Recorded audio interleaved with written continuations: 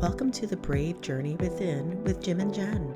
This show is about the spiritual journey and all of the challenges, healing, wisdom, and consciousness expansion experienced along the way. Welcome back to an all-new episode of Brave Journey Within. I'm Jim, and I'm joined with Jen Palmer, our co-host.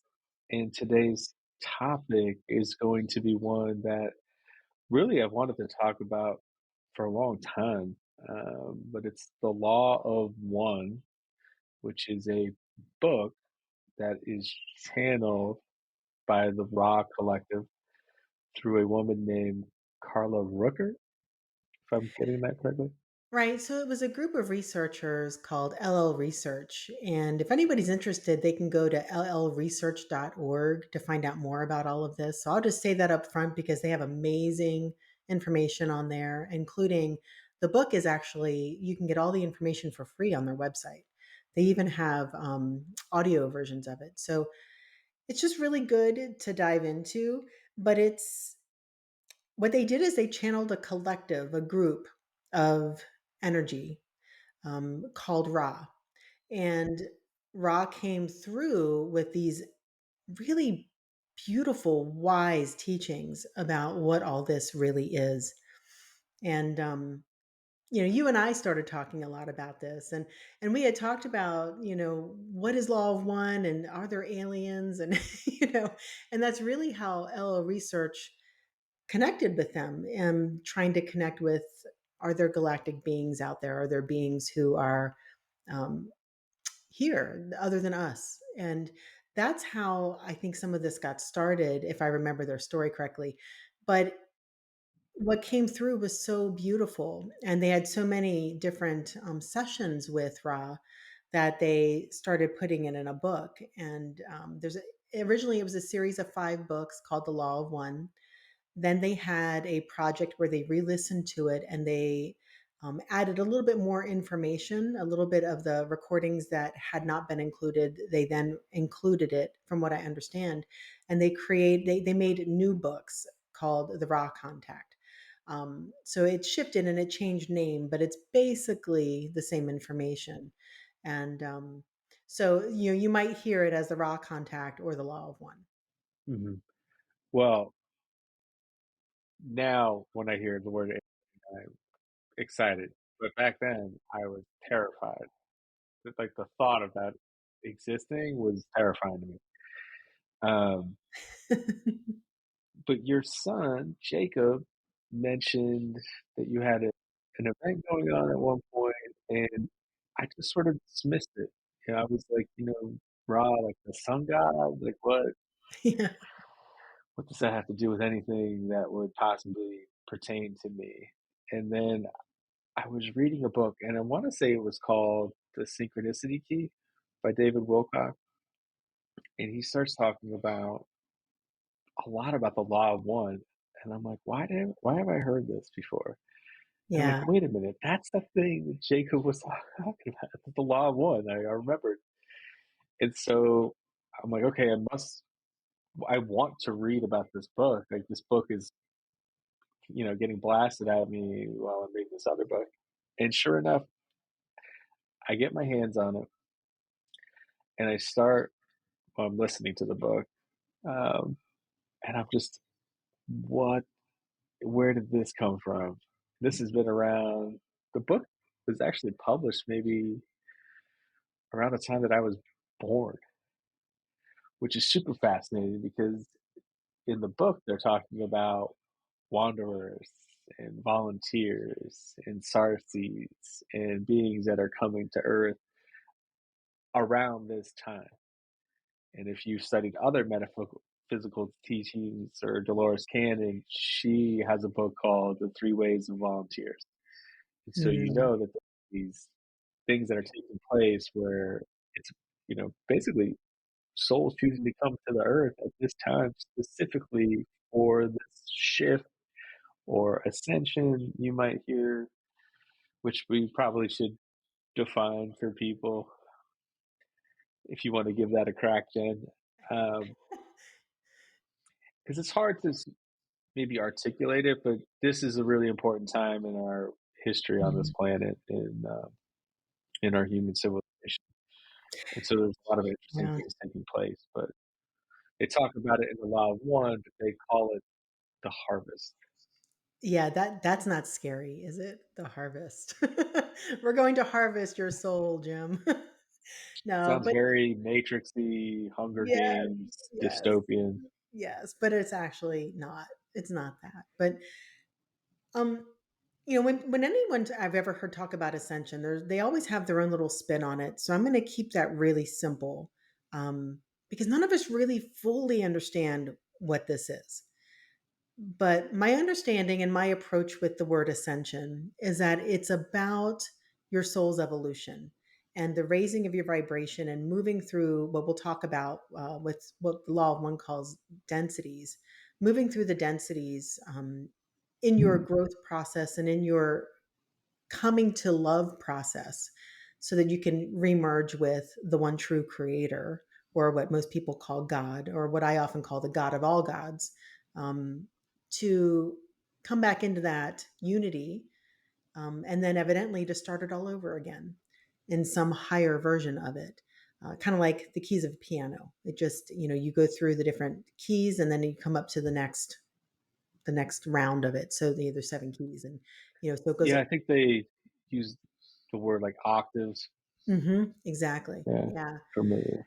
So, I mean, in basic rough terms, that's what we're doing. But when we get down deep into, well, what does that mean for our human life right now? I think that's where we need to really dive into and figure out, well, how does what we're going to present really affect the human and what we're going through in our lifetimes, because that matters to us right now. Even though this one little lifetime is a blip of our whole existence, it's really important.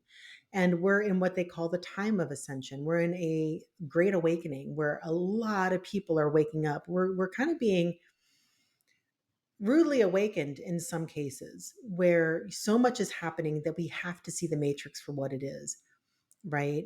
And but the point of it is the choosing. The point of it is coming into who we're meant to be as a soul and what we're meant to go through and which path we're taking.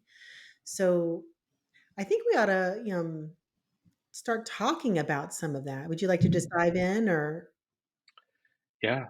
yeah, let's go ahead and dive in. Um, so one of the things that they talk about is densities. Now, what I want to say too, real quickly, we were talking about synchronicities earlier. When I first learned about the law of one, it was because I was downloading and I was channeling information around positive and negative beings. I had healers that were saying there's no such thing as negative beings. There's no such thing as negative. It's low vibration versus high vibration.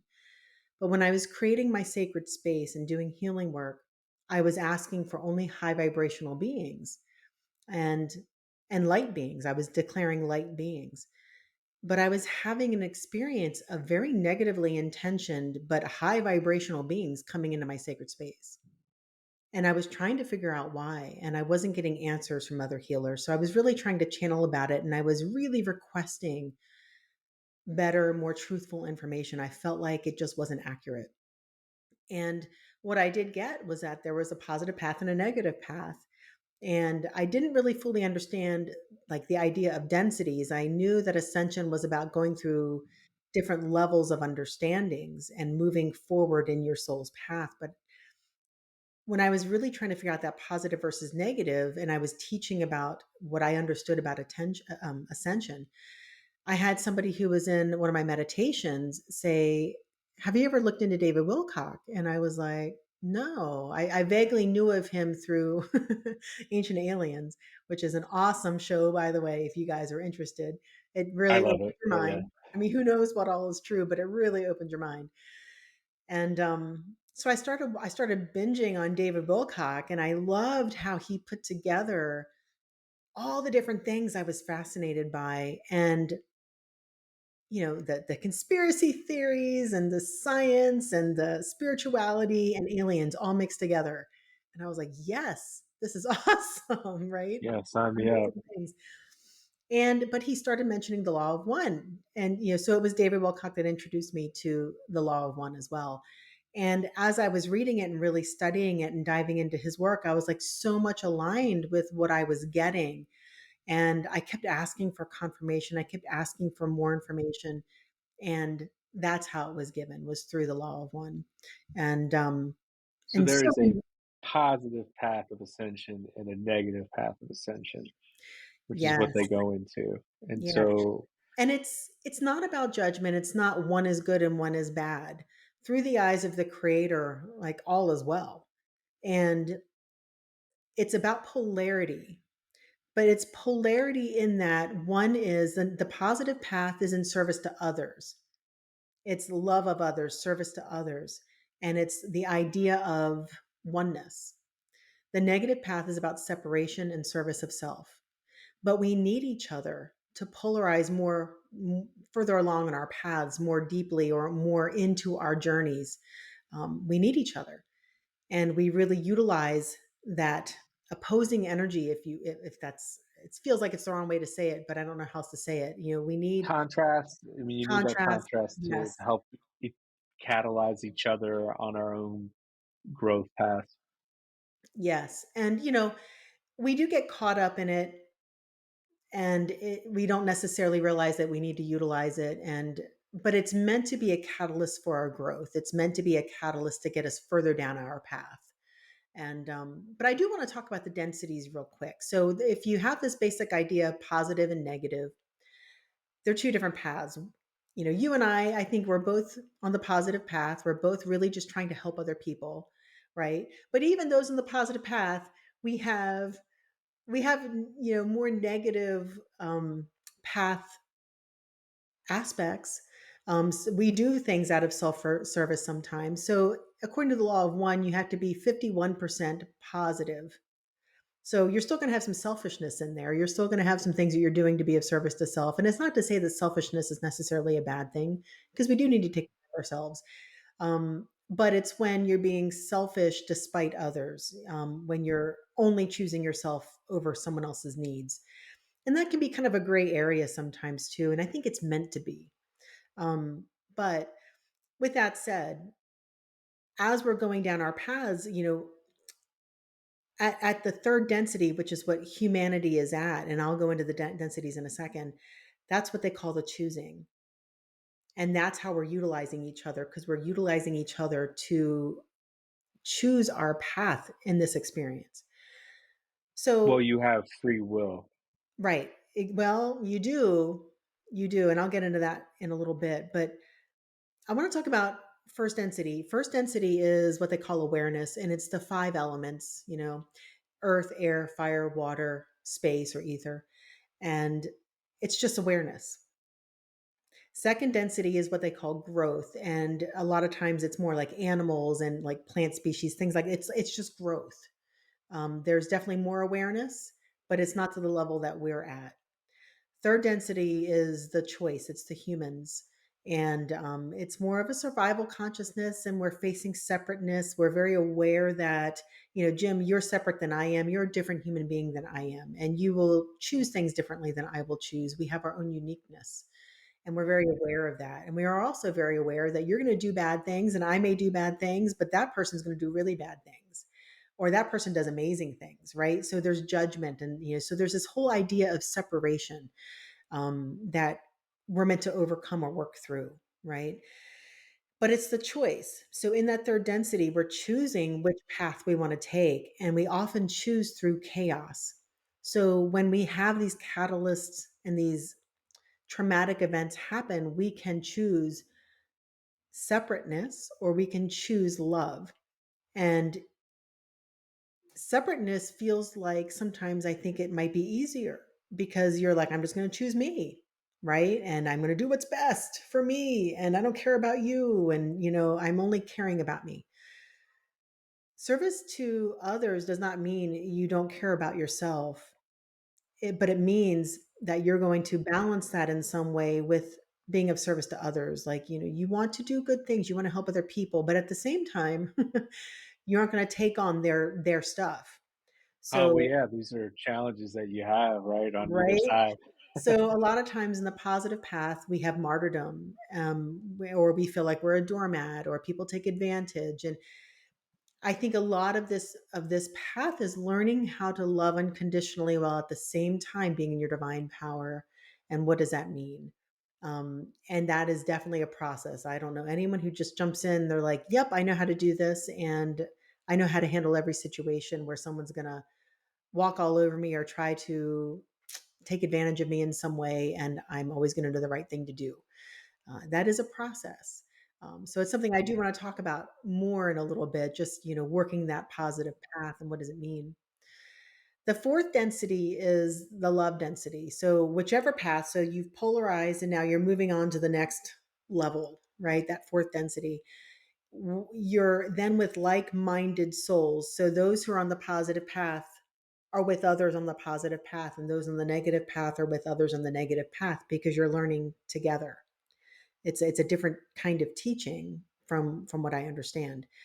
And so you're learning the idea of love. What is love? What is that true agape love? What is that?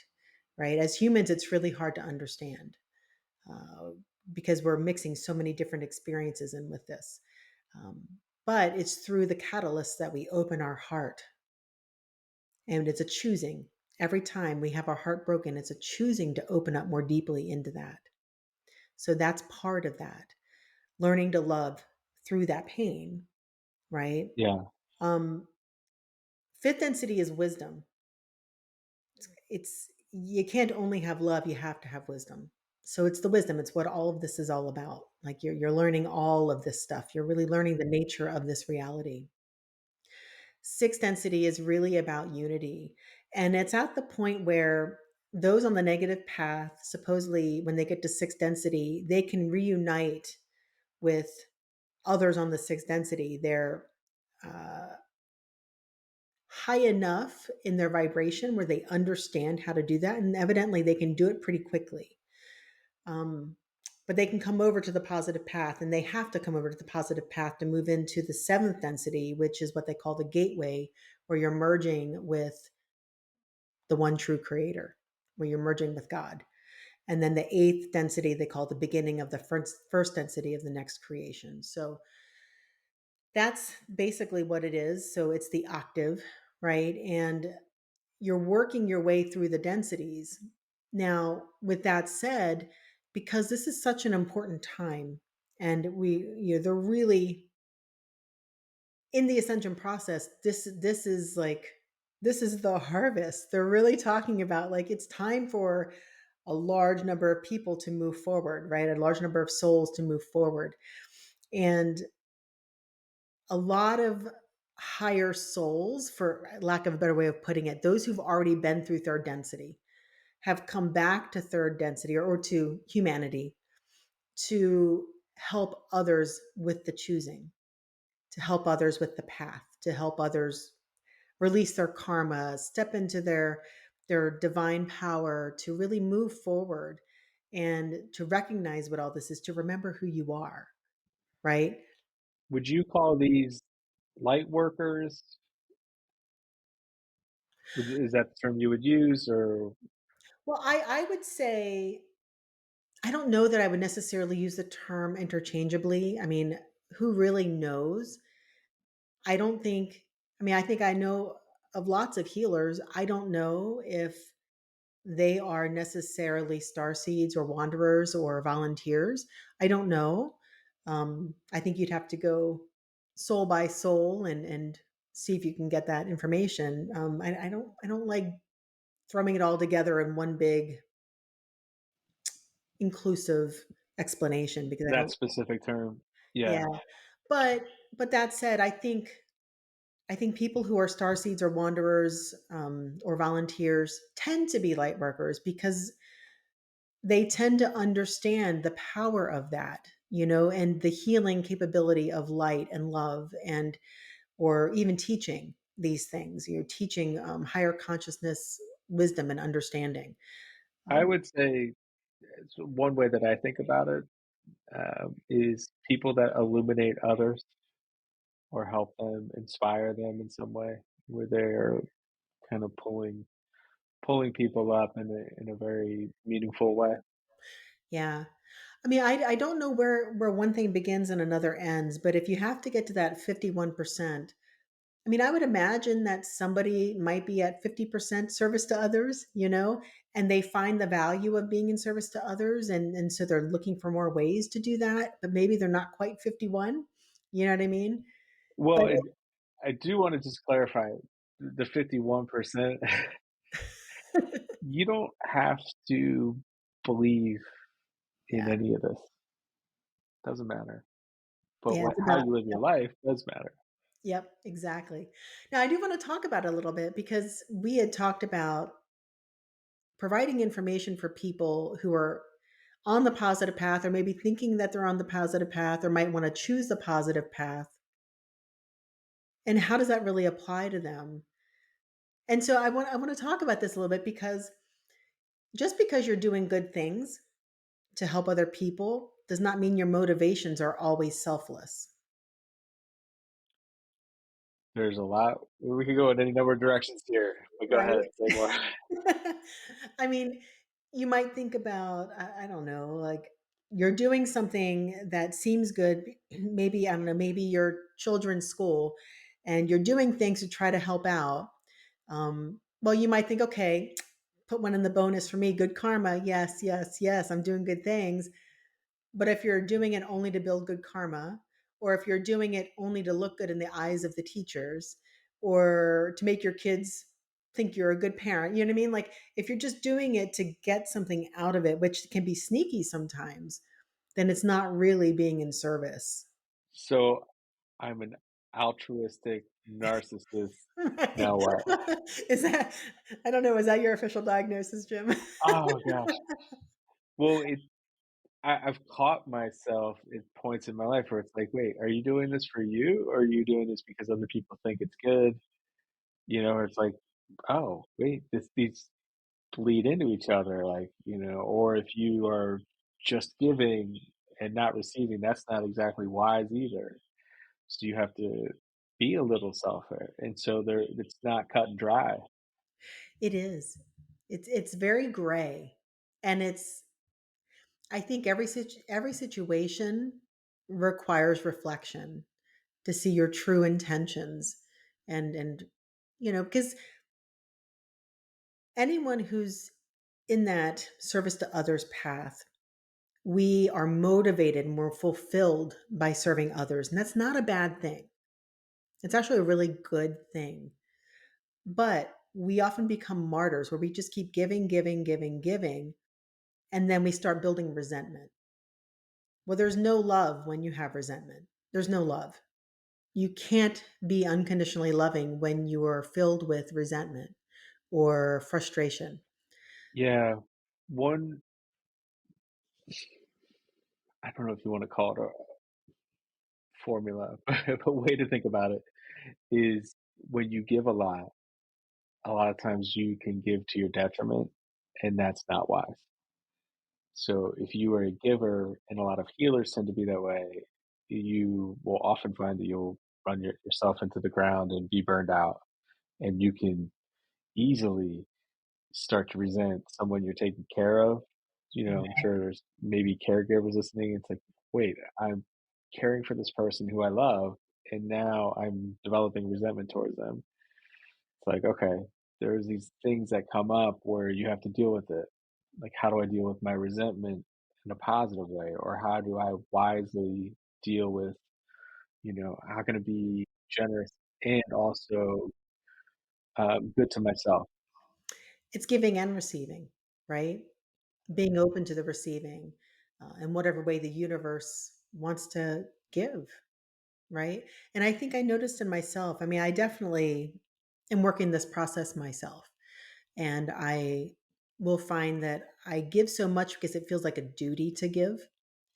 And if my mindset is not right, if I start thinking about things a certain way, I'll start having resentment or I'll start feeling that martyrdom syndrome where it's like it's not fair or it's not balanced, it's not right.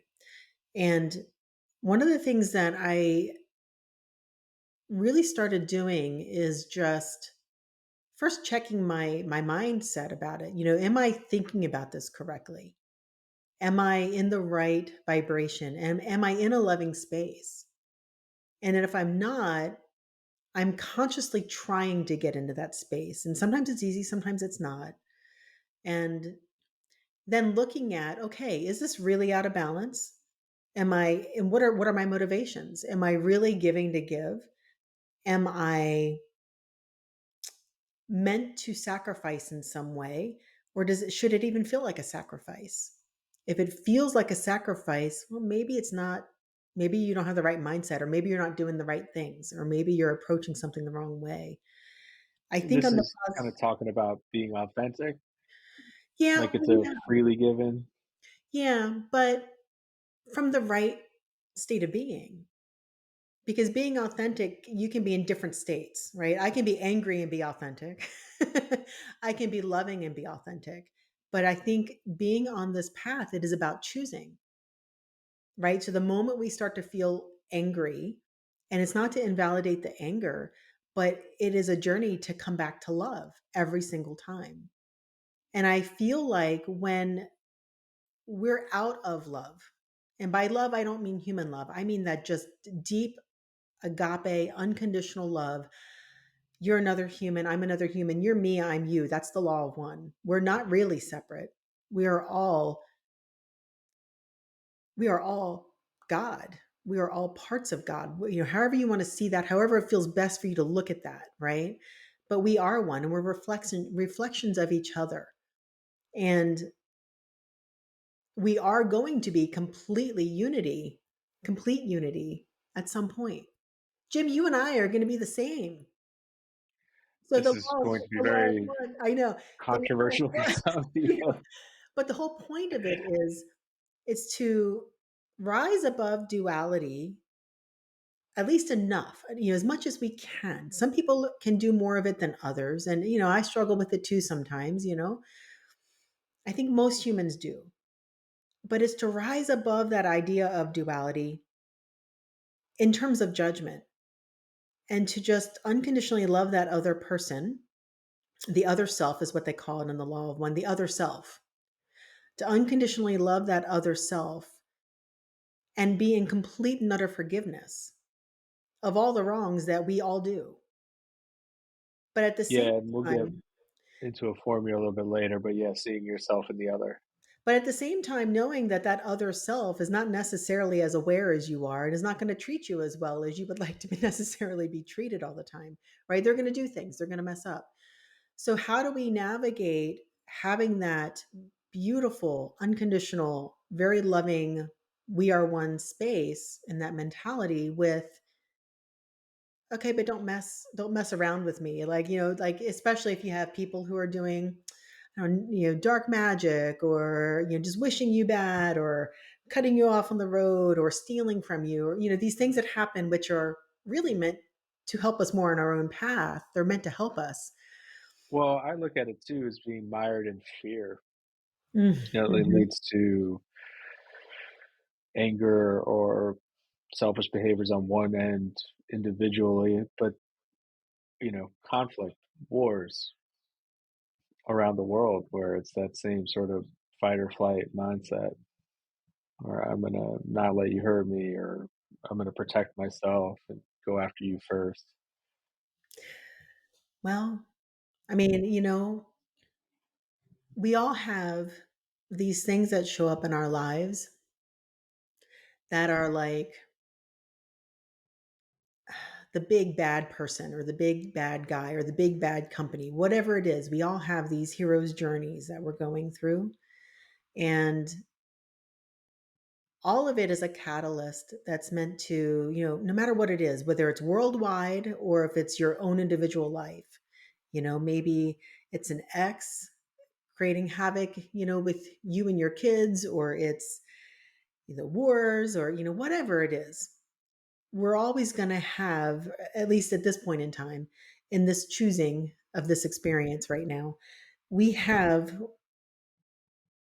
that negative thing happening that's meant to catalyze us, and a lot of times it's coming from those who are polarized on the negative path.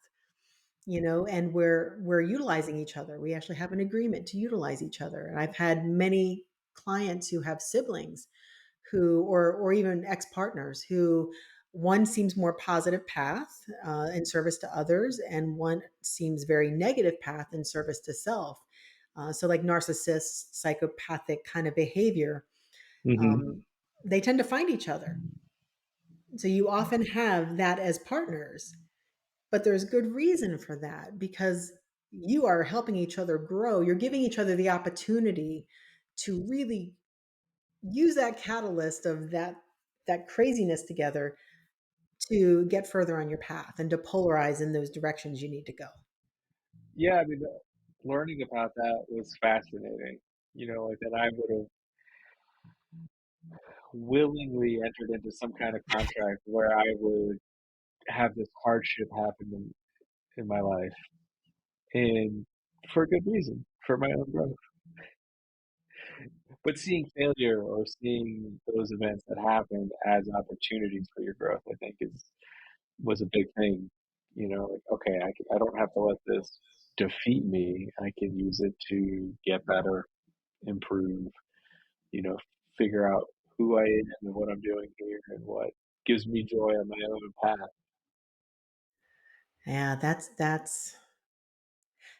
hard. So I will say, when you're what I've noticed in people who dive into their spiritual path, and maybe this is a good conversation for another another episode, but we start off with so much joy because we're finding answers, but then these, what I like to call maybe tests, Oh come, yeah. and you're like, "Oh, this is such a hard path." Well, what I've noticed is that when the moment I feel like I have some kind of great insight or wisdom on something, boom, Yes, right, I know.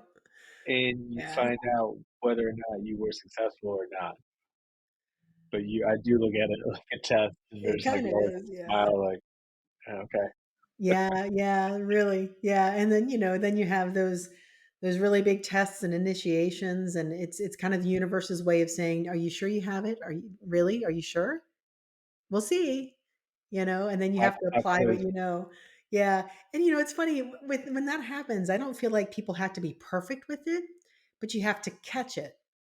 It's almost like, because we're human nature, we have patterns, right? So let's say the same person makes you angry and, you're doing the same thing. So like these patterns will show up and the universe brings you that next example of whatever that pattern is. Let's say you jump to anger or something, which anger takes you out of that oneness love experience. It takes you out of that vibration. And so when you get into that space of anger, you it's habit. We're going to dive right into it until we've really learned not to. We've gotten out of that pattern. But if we choose and we recognize it right away, and we're like, no, no, no, no, no, wait a minute. Okay, stop. Stop the presses. Like, just stop. Okay, what am I going to choose right now? Am I going to choose to relish in that anger and that frustration? Or am I going to come back into that vibration of love and deal with whatever is triggering me within me? Because nothing ever gets resolved in those states of anger. But that said, it's a very real experience to have that anger. And so that needs to be expressed in a healthy way to really come out. Does that make sense? Because we don't want to repress the anger. Yeah, well, I work on my own anger a lot, but with clients, it's okay. Don't get mad that you got angry. Like it's okay. The anger might have come from a very healthy place, but it could either be constructive or destructive. You could use it as a catalyst for your own growth. If you're like, okay, this is the inflow or an outflow of energy. What is the wisest thing to do here? Or I like what you said earlier. How do I get to a more loving perspective or shift into that? And maybe it's forgiveness and maybe it's just understanding of the situation, why it happened, where someone was coming from, where you're coming from, and maybe that's a communication that has to happen so you can resolve it. But it could be this huge success instead of this. I guess where you would say shifting into separation where it's like, well, I now I resent you, or I'm gonna write you off and not talk to you anymore because you are this way, right? So now I'm judging you and putting you in a certain perspective or light. Well, and that creates resistance, right? So if you're resisting something showing up in your life, you haven't passed the test. Correct.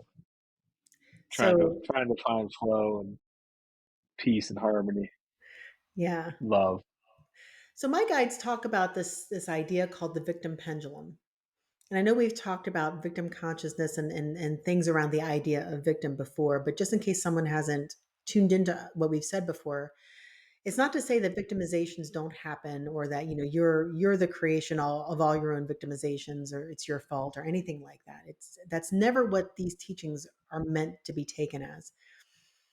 But we all have a victim archetype where we are meant to go through victimizations because it helps us in our choosing and it helps us in our growth.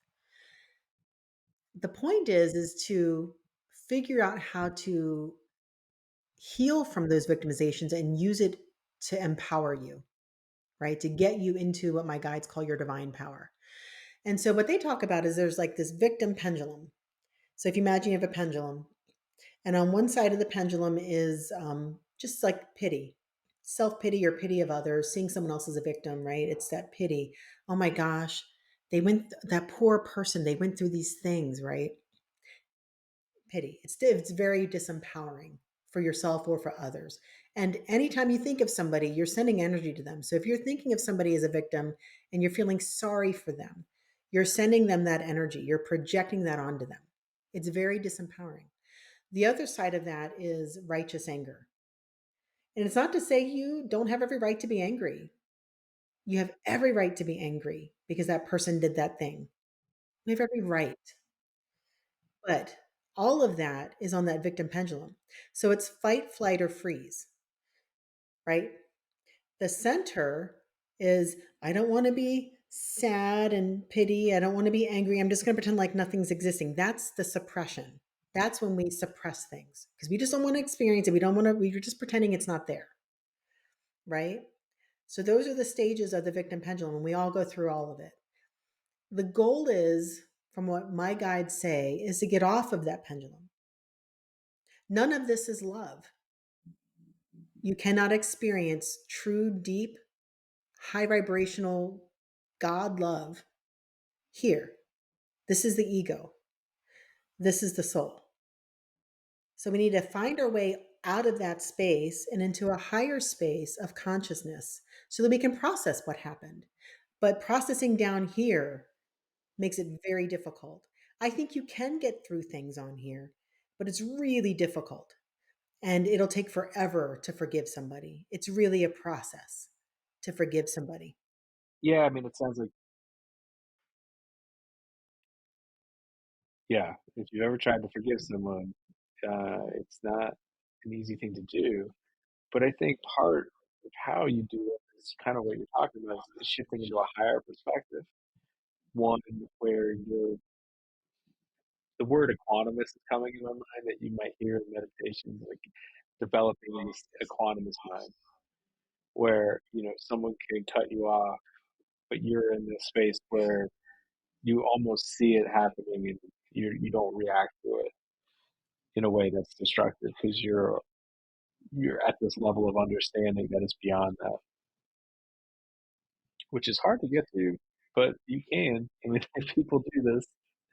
But that's the journey. That's what we're meant to go through. And it's funny because as spiritual teachers and coaches and anyone who does anything as healers, or, and anything you're doing in this realm, none of us are perfect. We're all doing the work. And if anyone says they've gotten it and they're perfect at it, Run. run. Yeah, I wouldn't listen to that because I don't care who you are, except for unless you're like a true ascended master here, but even then you've got to go through a learning and a remembering. But it's there, I'll just say there are very few people who probably have it mastered. It's a process. And we're continuing to grow and learn, and we're continuing to find catalysts to help us do that. So, Well, those are all there to help us grow on this path, and it's more or less being highlighted now as this is a pivotal time where the shift is happening, yeah. whatever it's going to look like. And to not judge people. Everybody's on the path. Everybody's trying to figure it out. Everybody's, in whatever way, doing the best they can in that moment. Whether they're really trying or not, it's the best they know how to do in that moment. And it's a choosing. So some people who maybe choose to stay asleep and not wake up or not do the self work or keep blaming other people for what's showing up in their life. And it's not about blame at all. It's not about blaming self or blaming others, but they're still doing the best they can, even when they're, you know what I mean? Because they're in that space. There's a resistance there and they What haven't is, worked through it. yeah, um, I wrote a blog on this, and I know we talked about the exercises. Maybe this would be a good time to kind of share and kind Yes. of discuss which the four ones are. So, how does this describe exactly? Um, well, it kind of goes into the first half of our lives is spent burning off karma, learning lessons, and the second part is to grow spiritually. And eventually, when we are ready, it's to discover the path of our spiritual awakening. Um, the four exercises to burn off negative karma in the law of one. We'll start with number one. Um, so I'll just read it here. This is the most nearly centered and usable within your illusion complex. The moment contains love. That is the lesson goal of this illusion or density. The exercise is to consciously see that love and awareness and understanding distortions. The first attempt is the cornerstone. Upon this choosing rests the remainder of a life experience of an entity. The second, seeking of love within the moment, begins the addition. The third, seeking of power, is the second. And the fourth, powering or doubling the third. As with the previous type of empowerment, there will be some loss of power due to flaws within the seeking and the distortion of insincerity. However, the conscious statement of self to self, of the desire to seek love, is so central and active will that, as before, the loss of power due to this friction is inconsequential. So that was a mouthful, which this can be kind of dense. Um, but Jen, as you were listening to that, like, how would you distill that? Oh, well, there's a lot that you just spoke. That's just the first one. I know. Well, The and other two or the other three are much easier. yeah, well, but so I want to say with the law of one, and I have a really hard time. Every time I sit down to read law of one or listen to the law of one, I can only do it for a little bit It's a because mental effort, yeah. it ends up washing through me and I almost end up in like a trance because it's like it's so deep and so beautiful and so powerful, a lot of it. Some of it's more mundane and it talks about, how we came to be, and which is all very interesting. But the way it's spoken and the way it's read, and it just, I get into this ultra receiving mode and then I can't consciously even process it. It's so strange how that happens, and I've had other people tell me the same thing, and it feels very inspiring and empowering, but I can only do a little bit at a time. But yeah, I everything that they say is so deep, and it's kind of like, when I used to read the Bible and I used to try to understand the Bible because I'm from a Christian background. Um, yeah, it felt the same way. You could only read so much sometimes, like in certain things, and it just felt like, okay, I'm good now. I'm going to come back at this maybe tomorrow, because You can only process so much.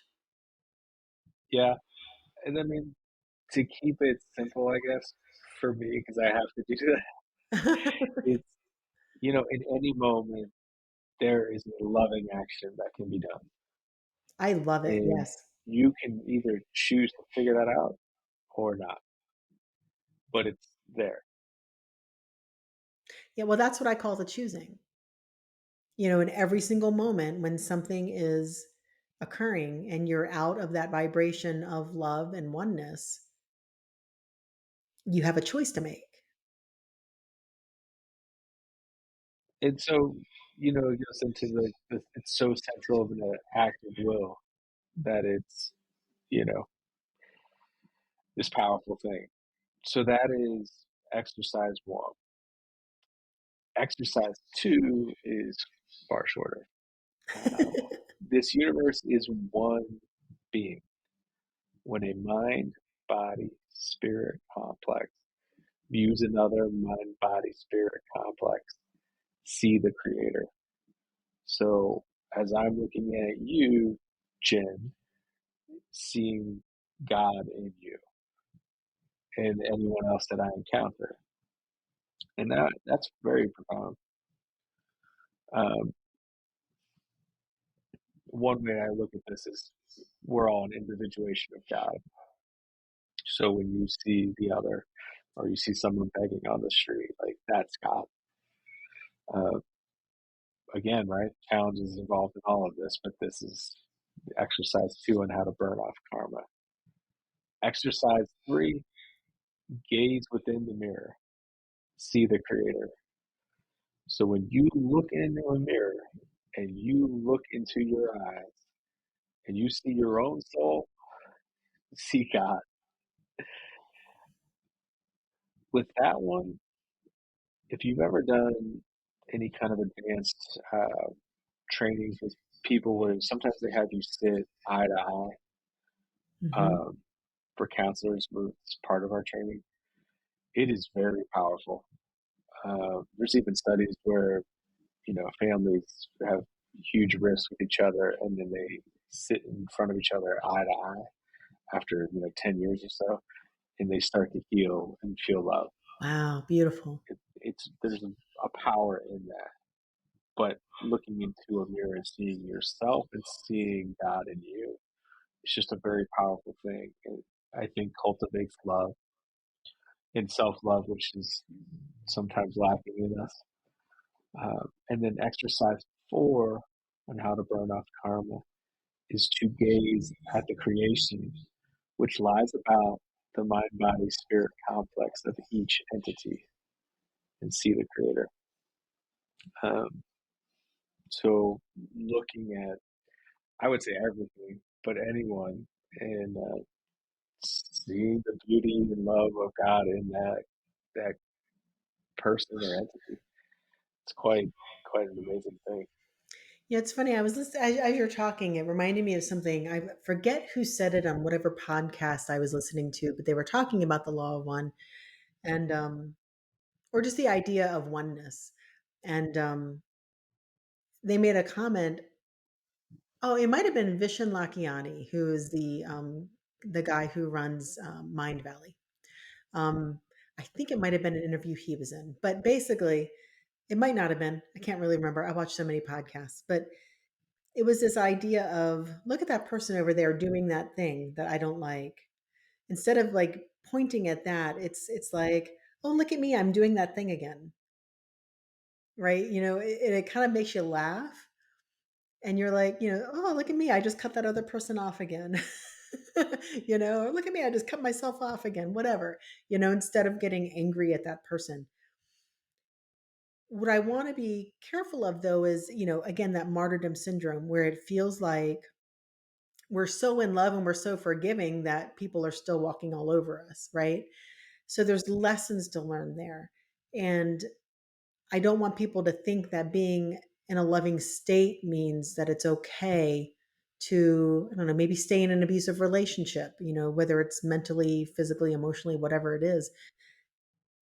That's not, Well, I would say too, just part of implementing these things, like it goes on to say that the foundation or prerequisite of these exercises is a predilection towards what may be called meditation, contemplation, or prayer. So, with this attitude, these exercises can be processed to Mhm. really understood. Without it, the data will not sink into the roots of the tree of the mind, Oh, thus that's enabling and yeah. ennobling the, the body and touching the spirit. So, if you don't pay attention to these, you can, you know, I guess what you just said, like forgiving someone that doesn't deserve forgiveness in some sense, Well, I mean, or they is still abusing you, like, yeah. Well, forgiveness isn't about necessarily even forgiving them. It's about getting so okay with your own being and where you're at that you let go of everything that's ever happened. You just let go of what they did, right? And when you're off of that pendulum, that's really easy to do. It's a heck of a lot easier up here than it is on that pendulum. And but that's where they say, when you get off the pendulum, you really come into your divine power because you then, if you're not getting any benefit spiritually or energetically from that situation's going to fall away. You're not going to need that experience anymore because you've gotten the lessons and you've done the forgiveness and you've balanced the karma. There's no need for it anymore. yeah, uh, I would say right now, this comes up, but you'll on your own journey, you'll notice this. Like some people will fall out of your life sometimes, or those relationships will fade away, and new ones will come in. As you grow, which is always interesting to experience. But a lot of times, people cling or they have Mhm. attachments, and they might be unhealthy attachments to people that are not helping them. They should be helping you to grow, but if you're too afraid for change, you're not going to make that next step. So you got to have the courage to really learn from these things. I think we should do a whole thing on that. Like, when is it time to let go and like codependency and attachment? I think that would be a really good conversation. There's a lot there. There is, yeah. Um, I know we shared a lot and we went a little bit further than we usually go. Uh, Anything for people, Jen, that are not familiar with the Law of One that you would like to add before we come to a close? Well, I think we've laid out a lot. But what I would say is I did have an opportunity to do an interview with Kerr Smith, and that was a whole crazy synchronicity. Who Um, is this guy? Kerr Smith is an actor, Kerrsmith. He's an actor, and I had years ago come across an interview that he did around it, and my guides kept saying, "Reach out to him, reach out to him, reach out to him." I'm like, "Are you crazy? Like, I'm a nobody, and this is Kerr Smith, And it was just kind of like, nah, but I did because they just kept nagging me. So I reached out, and these amazing synchronicities happened. It was synchronicity after synchronicity after synchronicity. And he ended up coming to our wellness center and doing a presentation, and it was beautiful. He was so brilliant, and it was so well laid out. And then we recorded it. So I will put the link to that recording in the description so that you guys can experience that because he does such a good job of talking about it and he's just fun to watch. And you also get to see me bobbing my head a lot because as he was talking, I was so excited. And I was like, yes, yes. I think half the time I was shaking my head, but so you can laugh at that too. Um, I've heard he's attractive. he's beautiful. He really is. And he's just such a great soul. And I feel very blessed that I had an opportunity to sit down with him and interview him. And so hopefully you guys Fascinating can that you found someone in Hollywood that was so articulate and knowledgeable about the Law of One. well, and What a it was surprise! funny because he had planned on coming to the area anyway, a few months from the time I reached out from him to him. And so he was already planning to be in the area. So it worked out perfectly. It was so many synchronicities. It was amazing. But Yeah, I mean, if you don't believe in synchronicities and then something like that happens, it makes you a believer. yes. So yeah, I'll All right. include that too because we go a little bit deeper into things, and he does talk about some really interesting concepts within the law of one, and yeah, it's good information. I I'm gonna plug someone else's show. There's another actor named Reuben Langdon who has a podcast on.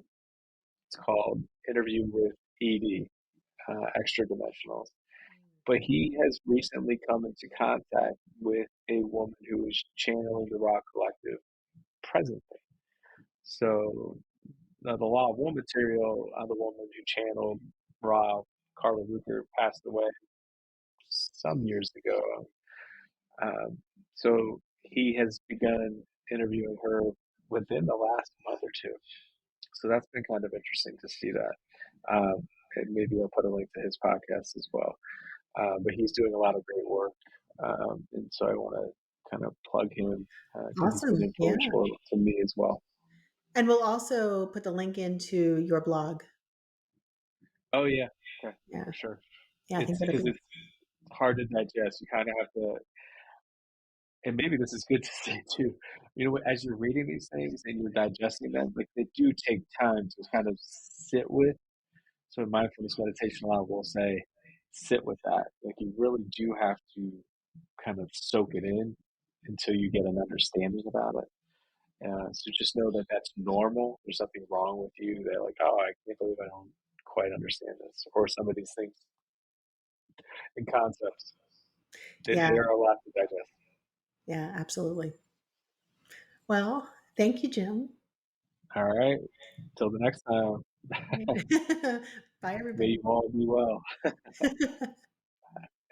Bye. We are so grateful that you joined us. Check out the description to learn more about us and also for additional resources to help you on your journey.